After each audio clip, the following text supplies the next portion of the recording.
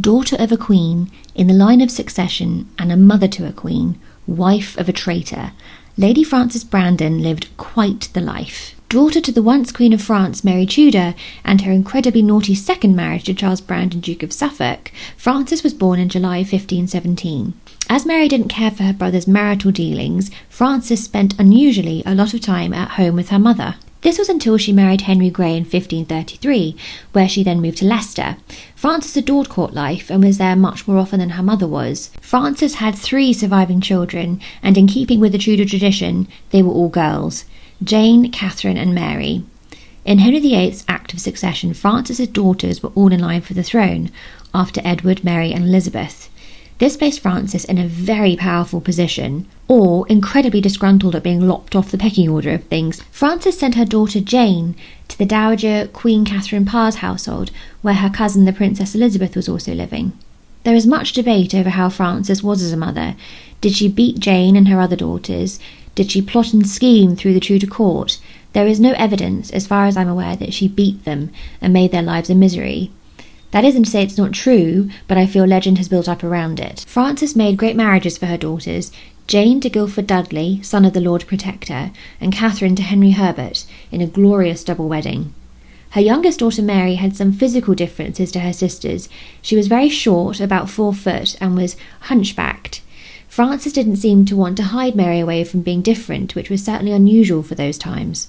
When King Edward VI was dying, he created his device for the succession, which chopped out his sisters and went straight to Frances's daughters.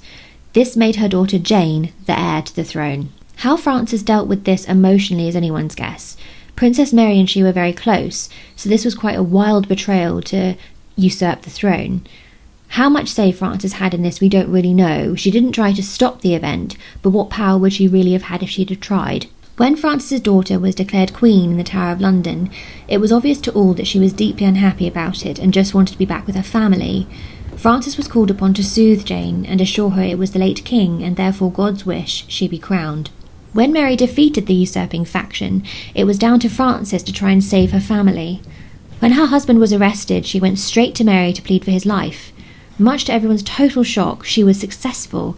Mary also took Catherine, Frances's second child, on as a lady-in-waiting. Sadly, her husband couldn't just leave it at that and be content. He joined the Wyatt Rebellion, and Mary had had enough. She killed him for this act of treason, and their daughter Jane suffered the same fate. Frances must have been devastated and utterly panicked about what it meant for her remaining daughters. Mary again forgave her, but it felt this time on a different level. I forgive you, but look at what that forgiveness has cost. Frances was kept tight for funds as her husband was a traitor, and her girls were still in line to the throne. In a bold move, Frances either fell in love or felt safe with her master of the horse, Adrian Stokes. As she married a nobody, any children they had would have been safe, and that made Frances herself safer still. The marriage produced 3 children, none of whom survived. She was outlived by 2 of her daughters, Catherine and Mary, and they lived wildly colourful lives themselves, which I've also covered in 2 further videos.